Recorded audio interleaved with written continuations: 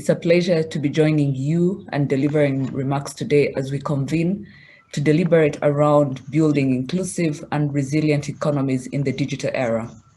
I want to start off by also thanking the organizers, the United Nations Capital Development Fund and the Singapore FinTech Festival for bringing us all together.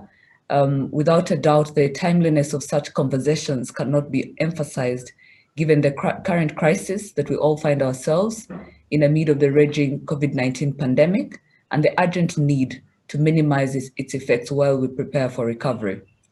But just like every storm has a silver lining, digitization has been one of the pandemic's silver linings. Communities across the world have had to rely on some form or combination of digital technologies to cope and curb the virus. More pressing today is the urgent need to identify digital technologies that will shorten the recovery process. Digital transformation agendas across the world have been fast-tracked thanks to COVID, and that has been, and the COVID itself has underscored just how critical inclusion in the digital economy is to financial inclusion and financial security. Digital payments today have enabled economic relief packages to be delivered to those that have been hit hard by the pandemic.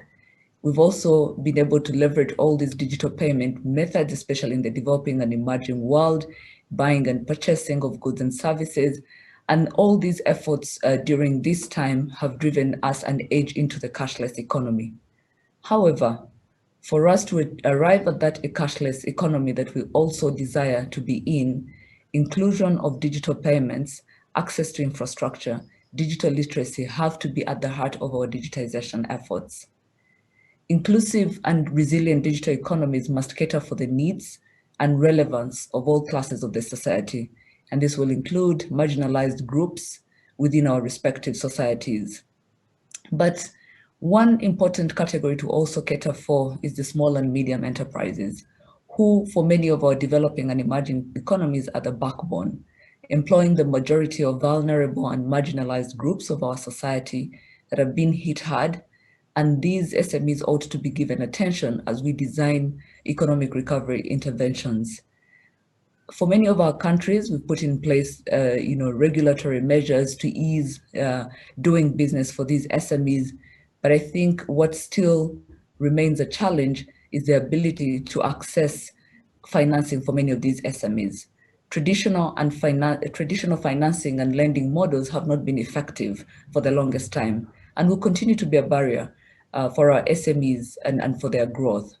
So we ought to be thinking about innovative financing instruments that can leverage digital technologies, financing instruments that are tailored to specific SME needs, as well as their maturity levels, as a means to boost their access to financial services while also boosting economic recovery.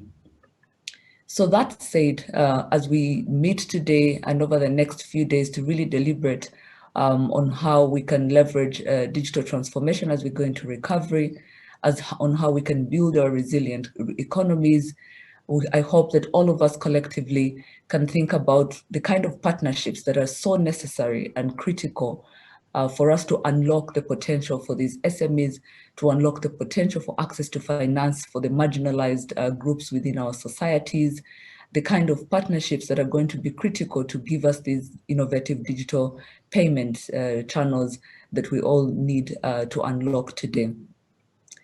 The other point that I'd like to raise, the other point that I'd like to also raise is also thinking about the culture of saving that we need to really instill, and for many countries that have already mobilized their communities to start to think about domestic savings, to think about how they can be financially sustainable in the midst of the shocks that we all have to face today and going forward and for future recoveries. And digital is always going to be a tool that is essential in how we can be able to enable saving at the tips of everyone's fingers. The Inclusive Digital Economy Scorecard that has been developed by the UNCDF talks about leaving no one behind in the digital era.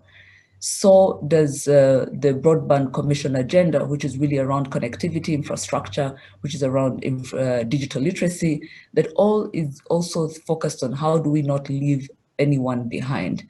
And today statistics show us that half the population of the world is still unconnected.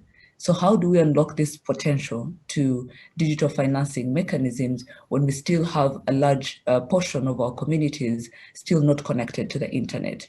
And so as we design all these interventions, we need to have very holistic plans, a whole of the system type of planning and resource mobilizing and investments that are not just going to unlock the potential for digital innovations in fintech, but also going to think about the ability to build digital literacy for our citizens to be able to use these tools, being able to think about infrastructure, last mile connectivity that is affordable and accessible by everyone across the world in all corners, rural populations, most importantly. And so I know that for many of us that are convened here today, there's a lot that has been unlocked. There's so many achievements that we've registered, whether it's from the corporate world or from the governments.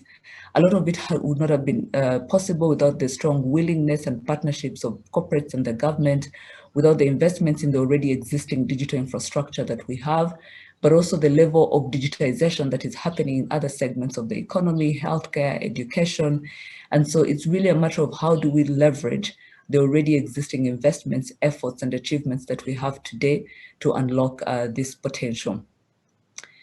I want to end off by inviting everyone to take the opportunity during this event to network, to share best practices, so that as we think about inclusion, it's not just specific to our jurisdictions, but it's inclusion for the global family that we are today.